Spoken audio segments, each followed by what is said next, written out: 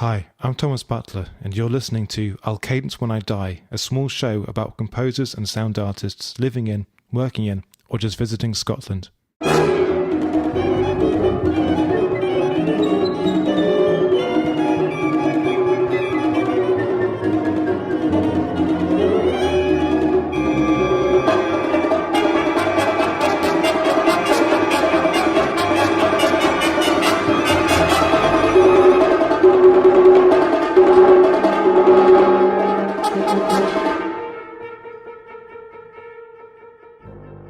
Today we meet John Simone, a composer who spent the early years of his career enthralled by the hard-edged minimalist sounds by the likes of Louis Andriessen emanating from The Hague. Several years, and one move to Glasgow later, John's work still occasionally carries the energy of his earlier pieces, but has also taken on a lyricism that belies his minimalist roots. Coupled with the adoption of traditional forms like the Concerto, Symphony and String Quartet, today's John Simone seems a far cry from the self-confessed Angry Young Minimalist of a decade ago. So why the change? And how did John come to write, for example, a full-scale romantic-ish violin concerto with all the trimmings, which he called, incidentally, John Simone's Violin Concerto? To find out, I caught up with John in the week before the first performance of his new orchestral work, Geek, at the Tectonics Festival of Experimental Music in Glasgow. However, to get this story started, we need to go back 12 years, where we find our angry young minimalist in a theatre, standing on a balcony, addressing the assembled crowd of composers, musicians, and new music aficionados below. Hi, my name's John Simone, and I write music. I'm also angry. Why angry? Because I feel irritated by a new music scene that seems to be concerned only with serving itself for the mutual gratification of only those who contribute to it. Contemporary Western art music, or QAM, as I shall hear him refer to it, deserves to die and live an ignominious death. While we were happily extending the boundaries of music in the last century, less and less people were listening, were indeed caring about what we were doing. A whole other world of more functional, useful music exists parallel to QAM, a scene which might be described as any music that isn't QAM. Oh, you shut up. You listen to me. We, as the composers of QAM, are profoundly useless and functionless. You talk too fast! That's not fucking everyone expect! John, welcome to the show. Thank you. It's nice to be here. So, the clip we just heard, you were speaking in The Hague about 12 years ago. Do you still recognise that young, firebrand composer who was speaking there, or have you mellowed at all in the intervening years?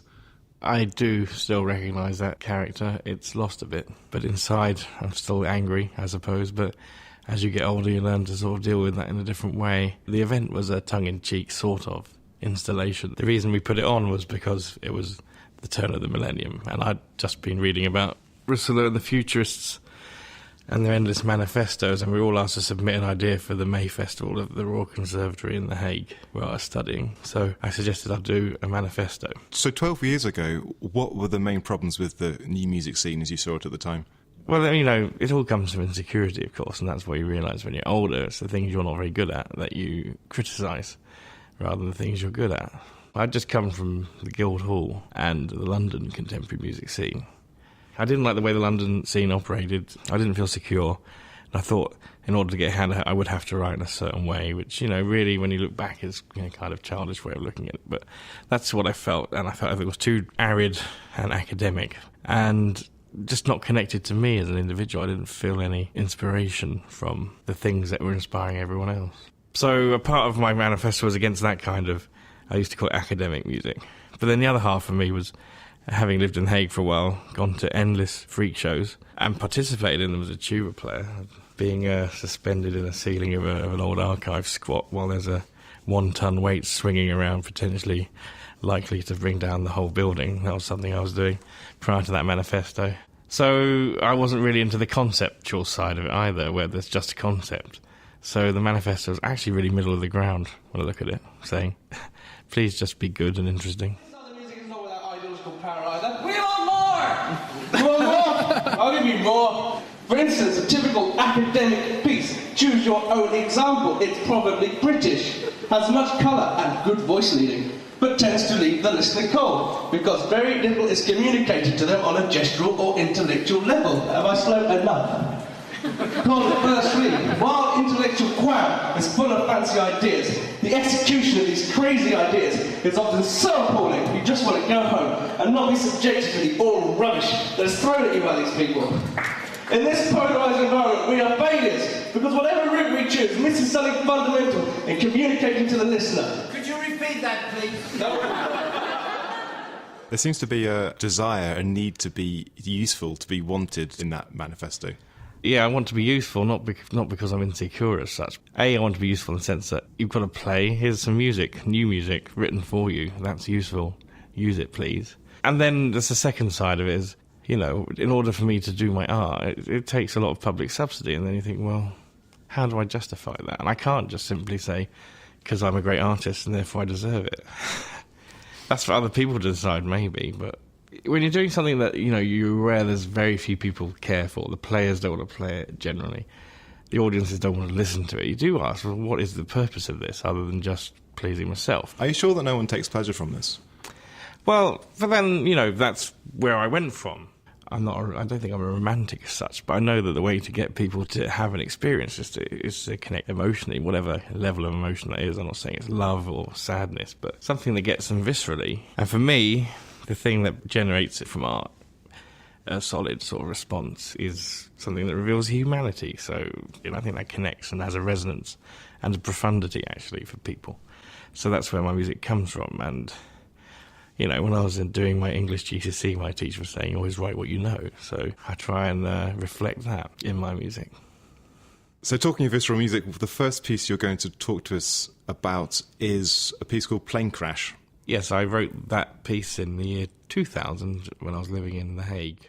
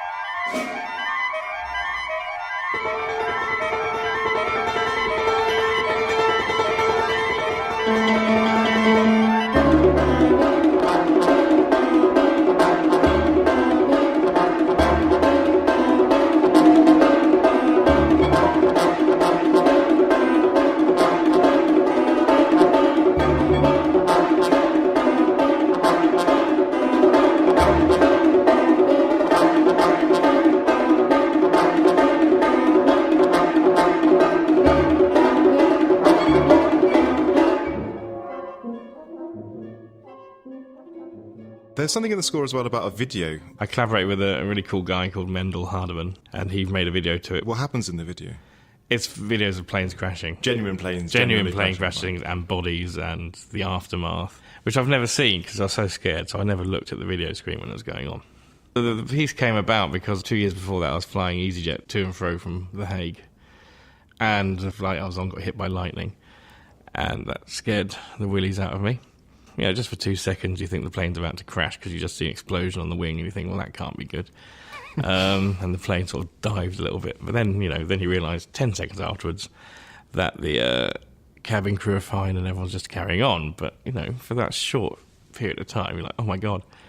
So I stopped flying really after that, and except for one trip to Rome, me and a couple other students went with Louis Andriessen as his acolytes to a new music course. And on the flight back, I was just sitting there hearing this repetitive tick of, please God, don't let me die, even though I'm an atheist, but please. And similar such things, and I was stuck in my chair and I was just focusing on the sound of the engine, and I thought, I've got to, you know, what's the best way to achieve catharsis about my fear of flying that's really... After that flight, I didn't fly again for 10 years. So I thought I'll try it. And, you know, I do this a lot. I try and achieve catharsis through my writing, so... I wrote this piece called Plane Crash, and it sounds like a plane crashing.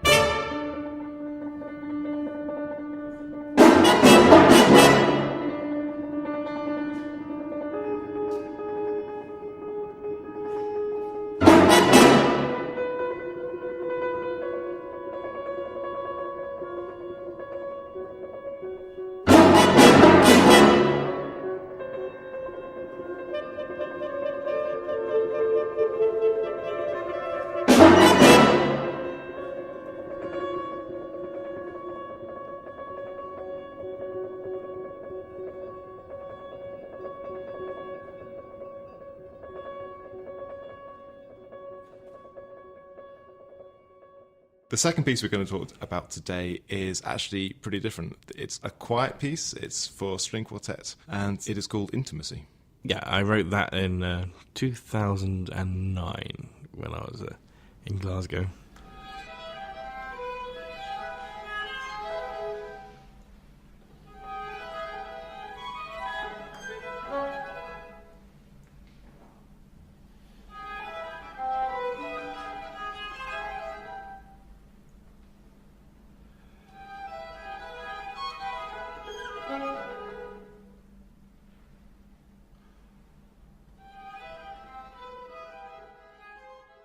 Even though they sound quite different and they seem to come from different places, actually Plane Crash and Intimacy seem really related to one another. Really? I'm interested. So structurally, both pieces are made up of progressive sections of material to begin with, and within those sections there is a subtle but continuous development of material within each section. And the further you go through the piece, the more kind of organic the development of the material feels. I don't know, maybe I'm just reading into this too much, or was this a conscious thing, or... You've highlighted my problems with structure. It's funny because, Intimacy has a recapitulation, which is something I had never done before, so it repeats the opening material to close the piece. And I've just done that for this piece that's coming up next week. In a weekend of experimental music, and I do a recapitulation. You got to keep some things classic in there. But, I'm going to take ownership of the recapitulation because it's a resolution, and at the moment I'm all about trying to connect with people and I sound like a really crass filmmaker, but go on a journey and then see what's changed or not at the end. I need a catharsis in a piece, and sometimes the recapitulation is the only way to do that. But you've highlighted a big problem with structure I've had all throughout my life. Because as a 5-year-old, I was really worried about structure. Darryl Runswick actually told me this. He's a composer who taught the Trinity. That, a good narrative is not just a sequence of events. My early pieces were, and a lot of students' early pieces are sequences. I did this, and then I did this, and then I did that, and then I did this. So I got up, I went downstairs, I had my breakfast, I went to work, I came home, I had my dinner, I went to bed. That's a narrative, but it's not very interesting or developed. So I've always been trying, how do I articulate a larger structure? I hadn't learned this in the Guildhall because we had to write 7-minute pieces all the time. There's not enough to do in a 7-minute piece really to have a structure beyond beginning, middle and end, if you know what I mean, really, or just one idea. But Intimacy, I've never even thought of it being connected to Plane Crash because it was written 9 years afterwards, for a start.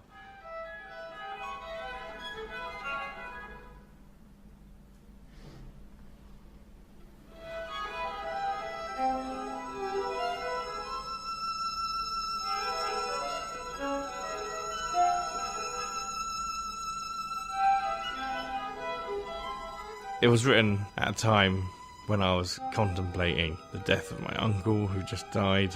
I was thinking about my complete lack of success in relationships. And it was commissioned by Glasgow University. And my uncle just died, studied at Glasgow University. And 17 members of my family went to Glasgow University. So there's that kind of nostalgic thing. There's always a photo of Glasgow Uni in my house. Grandad was rector of Glasgow Uni. There's always a picture of him in his rectoral robes and stuff. So there's all that in there.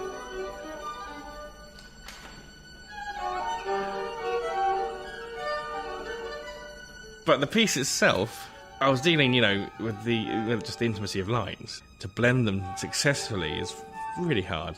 String quartets are hard because there's nowhere to hide. Nowhere to hide at all.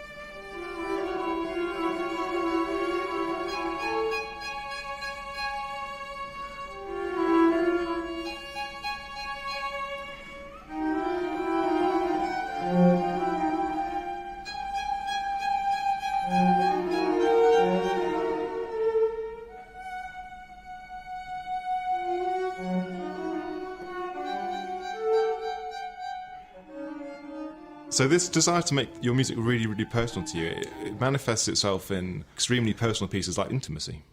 They're personal, but I don't think of myself as a confessional artist, and I don't care for confessional art. I'm not confessing anything. But you're certainly revealing an awful lot about yourself. I'm revealing stuff because I'm not bothered if people know that. It's obvious if people know me, see me, you can tell there's something not quite right with my health. If you know me, you know that I'm prone to panic. And I just like to think of the audience as friends I haven't met yet. But then everybody suffers anxiety, so they can connect with that. Is there anything that you wouldn't reveal in your music? Is there anything that's just too personal? No. So you're very open with your audience? Oh yeah, I mean, we're none of us special, you know, we're not, it's a cliche, but we're not special snowflakes. We're all made of the same stuff and ultimately in different levels think the same things. And I think people that are precious about that stuff really annoy me, to be honest. Talking of things that make your music undeniably yours, why did you choose to write a violin concerto? Something which I imagine the John DeSimone of 12 years ago that we heard earlier on may not have ever envisaged you writing. I had a really rough few years, actually, and my music was getting worse and worse and worse and worse. I got really, really lazy as a composer, and there was no longer any technique, just rhetoric. And that's the danger with the Hague style, is it's very easy to write, and after a while you just realise you're just writing shit. Because this is a big departure in style from the earlier stuff. Yeah. Well, I mean, the motivation did come personally. It came from the fact that my dad was diagnosed with bladder cancer, and he's still with us. It just got me thinking about that relationship, really. He's Italian. I was raised in England, so I sound English. He doesn't speak brilliant English. I don't speak brilliant Italian. So I was trying to find a way to communicate with him, actually. And he loves the violin. You know, a lot of my childhood is watching him, listening to records, or nowadays watching DVDs of his favourite violinists. And then I also thought, actually, if I think of my favourite classical repertoire, it's mostly violin concertos. I love the Sibelius violin concerto. As after a concert, when I first started composing. This is a very traditional violin concerto. There is a soloist, there is a full orchestra, and there's even a proper cadenza. No, when I thought, well, if I'm going to write a concerto, I mean, I'm not going to subvert the concerto. What's the point? I wouldn't write a concerto if I didn't feel a concerto needed writing. Do you see what I mean? Mm-hmm. So then I'm going to use the form, the notional form of a concerto, because, well, that's the point. That's why I wanted to write a violin concerto. I wanted to reflect all those memories of my dad, try and write something he would appreciate, because he hates contemporary music. So I consciously wanted to write something that he would enjoy. And then I thought, well, yes, it is a violin concerto, but actually the reason I call it John DeSimone's violin concerto is not because I'm an arrogant bastard. Well, maybe I am, but that's not the specific reason of the piece being called that. It's because the piece it's those memories. It's a refraction of all those concertos boiled down into my brain, and that's the sensation I get from hearing a concerto expressed in a concerto.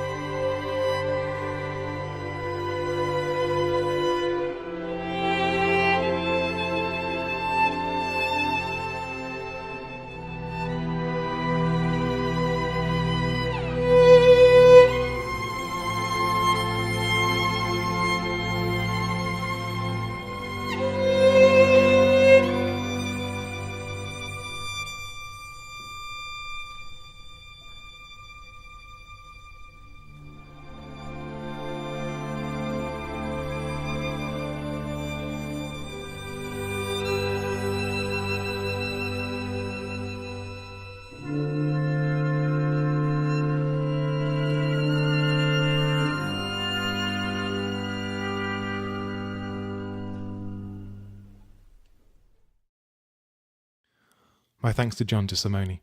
I'll Cadence When I Die will be back next month. Thanks for listening.